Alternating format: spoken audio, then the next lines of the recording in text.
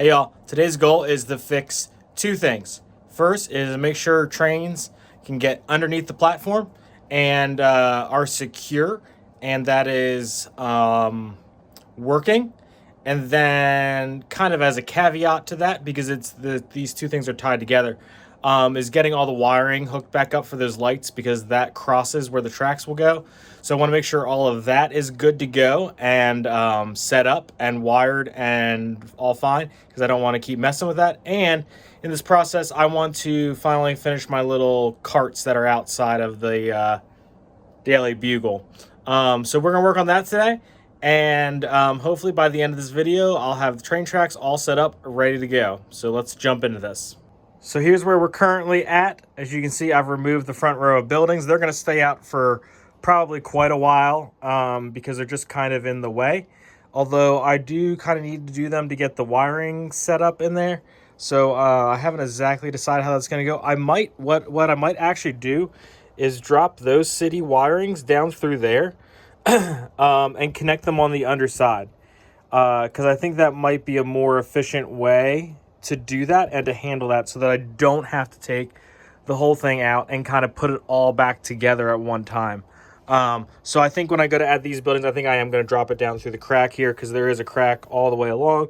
And that way I can easily get access to those wires if I need to pull those front buildings out. Especially, you know, if a train gets stuck back there, I don't have to pull apart this entire thing just to fix that one thing. So that's where we are with this. These are those little stand carts I was talking about. The first one's a coffee shop, which is great. And then I want to get two things set up in those because there's lights under there. So I want those to be finished out so that then once I get this wired up and set, the only thing I need to do is just add some figs up here and it is done. So that would be amazing, especially considering there's going to be a lot of construction here, a lot of construction over here. Having this area kind of done would be amazing for that.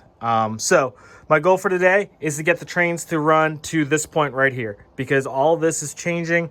All of this is changing, but I need to know where that line, especially the front and the back two lines hit, in order to be able to work on this, and then work on this together.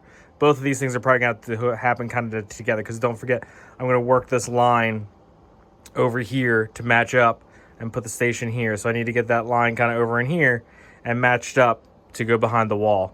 So that's what our goal for today is. Let's pop out these walls and figure out what I'm going to do back there. So I got the walls pulled out and I wanted to show you kind of a couple things before we get too much further here. So one of my biggest problems that I have with this raised area, and especially now, is keeping everything square. So, you know, I'm on a grid, and whenever that grid comes up to this next level, getting this top thing really square is really squirrely. Over here, it's a little bit less squirrely because I have base plate, wall, full base plate, right? So it's got a lot to keep it square up here, and down here it kind of keeps itself square because it's up against the front edge. So it's easy to kind of make sure that this is all square and all together and all that. Over here, it's split up 1.5, 1 and 1, 1.5. And it's amazing the amount of play that you can get in that. And especially because there's a whole lot of connection points, right? Over here, there's 1, which actually transfers up to here. So 1, 2. There's only 2 connection points. Over here, there's 1, right? That little sidewalk into the modulars. 2 modulars into the wall. 3, 4. Okay, so there's 4 connection points that all have to kind of be somewhat square. And again, there's that height shift in the middle. And so it's really difficult to keep it square. So I think what I'm going to do next, before I get too far into this, is first I'm going to work on this. But then I'm going to heavily pin this entire upper section together. And that's really different than what I normally do. In fact, over here, none of these modulars are pinned in here. The only thing that's pinned together is the road and the wall into the road. I don't even remember if these are pinned. I don't think these are. I think it's just the track holding them together. So I'm going to I'm going to pin this all together. So go ahead and take your bets now of how long until I'm complaining about the fact that I pinned them all together, because I'm sure it won't be long. But in theory, knock on wood, once I get this set and done today, I will minimally have to remove... Actually, I should never have to remove anything unless I go to take this somewhere. But I shouldn't have to do anything else to this for a very long time. And so hopefully pinning it will just make life easier for a little bit. And then, then I can move it as a group way easier, kind of back and forth, front to back, side to side, to get it square. And as you can see just from even just doing a little bit how off that is. So I think really pinning it all together, I think, will be really the ticket into keeping this upper section square and together. So let me pop out this module. Let me pop it over onto my build desk, get some stuff mocked up into it, and we'll go from there. So actually step one is cleaning off my build desk. I can't get this guy sat back into place yet because I'm waiting on parts for this, and I'm also waiting on a power module to stick underneath here to plug in before I get everything set back in there. So step one is to find a place for this to live for a little bit, which is honestly harder than it sounds. Everything is kind of a mess right now because everything's pulled out because of work on the projects and stuff's just everywhere. And so space is at a premium right now, and I don't know where this is going to go, but I'm going to go find somewhere so I can work at my build desk. Okay, so I fixed a couple things. I actually added some Technic blocks or bricks where they needed to be, so that I can pin everything together, because remember I said I'm going to pin everything more tighter. And then I made a little like gem shop, glass shop, I don't know. And then a little fabric shop with some flags and some round bricks. I thought that was kind of cute. So there, I didn't want to do another. I thought about doing a flower shop, but I have a flower shop over with my botanical gardens, so I didn't think that was super appropriate. I don't want to say appropriate, but I think that was as cool. Yeah. So I think those are going to work. So let's go ahead and get these. Actually, let's make sure the lights still work, because I had to move some things around. So I'm going to check to make sure the lights still work, and then we'll pop it back in and start to pin everything together. All right. Lights still work. Awesome. Which is awesome. I don't got to fix anything like there. So we're going to pop this over into the city and get some things pinned together. So I already had a bunch of these already connected with lights, so I had to be very careful kind of how much I moved them, because they were, connected underneath by wires. So I kind of moved them apart just a little bit, just enough to get my hand in there to get a pin together. You can see me kind of checking wires as I'm moving stuff. I did also fix my missing block on the side of the town hall. I don't know if anyone even noticed it before. But I had a 1x1 missing from when I bought my town hall. And so I had bought bricks to do that a long time ago, and I actually found them when I was pulling out some of the trans pieces for the kind of glass crystal shop. And so I saw them, I was like, oh, that's for my town hall. And so I figured I would also replace that while I was going ahead and moving all this stuff around. I'm pinning stuff. I'm making sure all the holes line up. You see I had to swap out a couple of bricks for the Technic pins.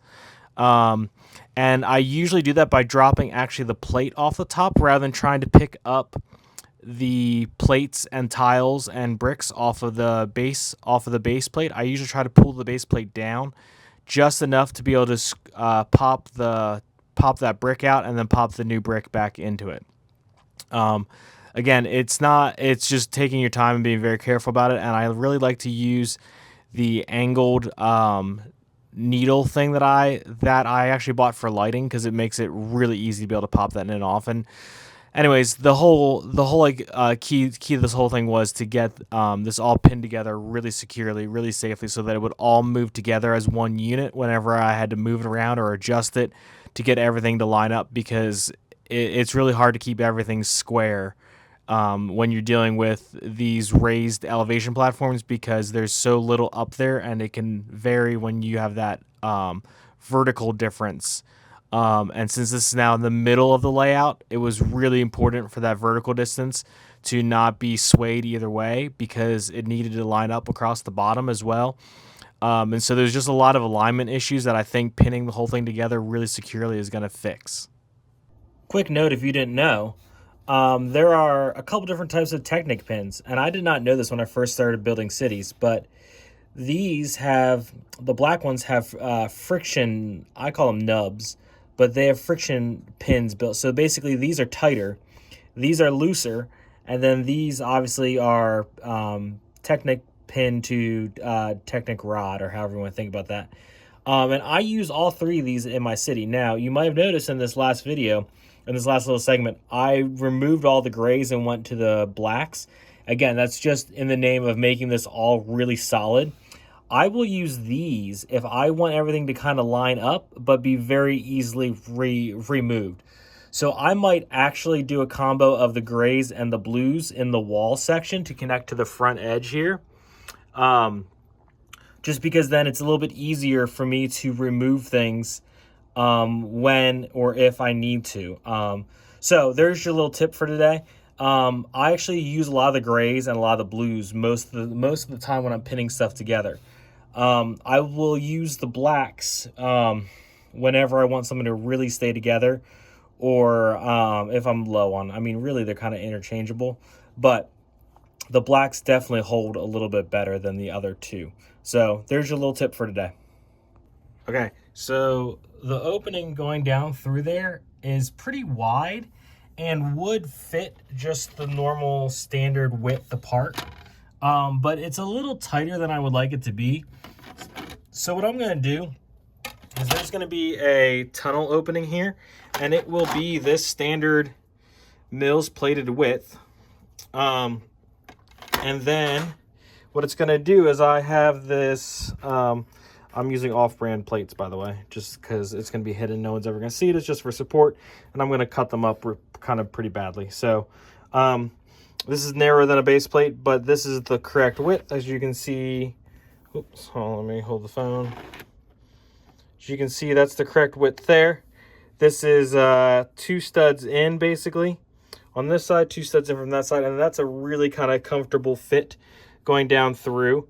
So that's what we're going to go with. So let me pop this in here, and I'll show you what that looks like. Pop that in there, and as you can see, that's a much more comfortable spacing going down through there. And so that's probably, honestly, the spacing I will leave coming out the back side, because it's going to run down all the way through there. It's going to go through underneath this whole thing, which is going to get changed, obviously.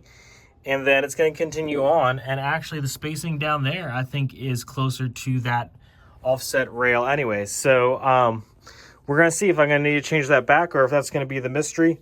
The other thing I might do is I might buy, and we'll have to try this with an actual train once I get this closer to being done. I might swap this straight piece out for some of the flexi track as well. And that way it would be kind of a more gentle curve, because this is a pretty abrupt curve, and I don't have any fear of the passenger trains, but I do have fears of the steam engines, having a little trouble navigating that with their 3 large wheels together. That might be a tight passage. And I also have the crocodile back there behind Smog, and that is motorized, so I would love to be able to run that as well. But that also has some pretty tight passages too. So I gotta that's gonna be kind of a wait and see. But I'm gonna run this the rest of the way, and then I'll be back with you when I go to work on this 3rd rail. All right, so that's looking pretty good. Got that all worked up, going down. And you're gonna say, but Travis, you didn't finish that one. You're right, because I'm running out of straight pieces of track. I have vastly underestimated the parts usage that this expansion project was going to take on lots of fronts. You can see I'm out of Mills plates parts. I'm running quickly out of parts that I did not expect to run out of. So I'm gonna have to remedy that problem. But I thought it was more important to save the track to do the one that's going to be inlaid on the back side of this wall, because that's going to be much more mission critical than that. That's easily reached from this side once this is all ripped out and made ready for train. So I thought, that was much less mission critical than working on this. So I'm going to grab some more parts and we'll start getting that set up next. Okay, so again, my idea here is ease of removal. So I don't want to clip this into anything. So I've made these little stands, more or less, that the track just kind of sits in there. You can see it's kind of encapsulated a little bit. And if I really wanted to get crazy, I could lock this in, and maybe I will need to at some point. But I'm going to try this. I think the weight of it across the whole thing will eventually just kind of hold it all in place. So I'm not too worried about it. So I made two kind of iterations of my little bracket stand here. So this is the in-between piece. It's 2 bricks high. Sits on a tile, and then another plate and a tile to be at flush. And that will be at the right level with track that's ballasted. And then this is to grab in between where there's where there's 2 pieces put together. Again, I didn't want to put a plate here because I don't want it to be stuck on there. I want to be able to pick up pretty easily imagine if I needed to reach all the way back in here, but from like down here, like my arm just doesn't do that. And so I'm thinking if I'm able to disconnect at one end, I can kind of flop the track along and get it out that way if I would ever need to. Hopefully I won't ever need to, but that's kind of the plan. So I'm gonna drop these in, and then I'm gonna sit the wall together and see what this looks like kind of all together. Okay, got the track installed. I did just go ahead and wire this all up. I think I'm just gonna push this all back as one unit, and I think I'm gonna maybe start to keep this as kind of one unit for just a couple reasons. It's a little hard to get in and out because of the way I overlapped the walls to make them even. And so, like, as you can see here, like this overlaps by 4 studs. So actually, if I wanted to pull this straight out, I actually need to pop out this plate in order to actually pull it straight out. So it's super annoying. And honestly, over there, I also kind of treat that all as one kind of unit. And I'll actually just kind of like flop the wall forward if I need to get down behind it for a little bit. So I don't think this will be a problem in the long run. And so I'm just going to kind of run with it and fix it later if I need to.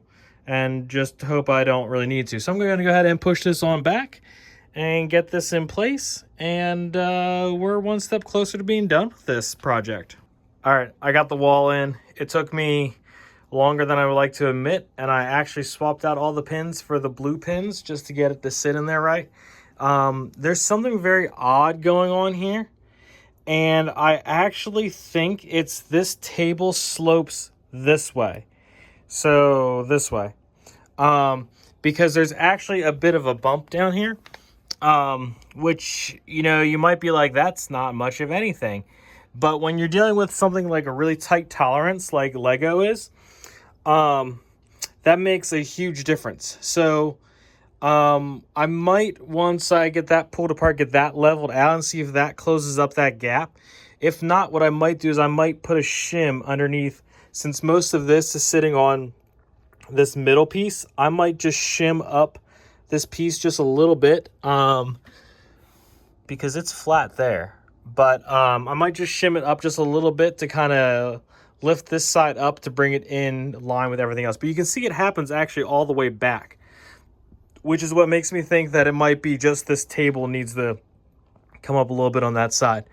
Okay, so running out of parts, so that's fun. And I'm going to need to get some more straight track. I got everything wired up so far. And here, like I said, all of the front buildings are going to just go down through the little cracks. I'm going to need to widen this crack a little bit. So maybe that'll help this problem too. But I think I'm going to leave them out for right now, just in case I need to pull that in and out while I'm working on the tracks and stuff. Next step in this area will be to get this reconstructed and go ahead and add lights and all of that while I do that. This area I can work on a little bit too. I'm thinking the tree house is probably going to be maybe like right here, maybe. I don't know. I need to pull it down and kind of see what it looks like. I thought maybe the A-frame or Winnie the Pooh, maybe. I don't know. I'm feeling like kind of campground, foresty vibes down here since I don't have that anywhere else in the city. That might be a nice little contrast for the train to kind of loop around, you know. Or maybe a carnival area. I don't know. Because if you remember, the end of this row is kind of the like nightclub with the open courtyard on this side, which is kind of cool because now I can actually expand the courtyard all the way over here a little bit further and make it a little bit bigger, which I think will look really nice. By the way, that tree on that is the bane of my existence. When I was removing this over there, I dropped the tree and the tree's a mess. So that might need to be redone. And actually kind of needs to be redone anyways because it was missing this side of the tree because this side of the layout didn't exist when the tree was built. So that tree may need a little bit of redoing, which is totally fine. But anyways, we're getting closer. We're getting so much closer. Let me show you down the line here. And so we're looking pretty good. This will be a switch. So I actually need to go get a, I think this is a left-hand switch to go into that so that I can get that done.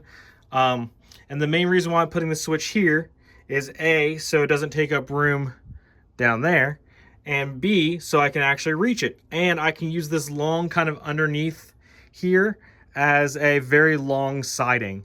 So like I have too many trains, but I like to run lots of trains. And so like currently the yellow passenger train's hidden underneath here. And so I would like to be able to use this as kind of like a siding for trains as well. Yeah, so once it comes out the other side, the three lines, this line in the back will continue on to make the rest of the loop. The front line that's right behind, that's underneath the sidewalk, will be the front side of this loop that will come into the station and continue on the front side. And then that middle line is what will split off into the train shed area over here. And so I will have this long siding, I'll have the little siding next to the train shed, and then to be determined what this will be. This might just be a long siding as well, or maybe just a little tiny platform. I'm going to rip this out because, like I said before, the Emerald Knight clips it. So I need to make it either narrower or rip it out, or maybe a little combination of both. Make this a little bit more of a substation rather than the main train station, because the main train station will now be Brick Cross, which will be over here. So lots and lots of projects to be done. So make sure you hit that subscribe button and stay tuned for some more. Thanks, y'all.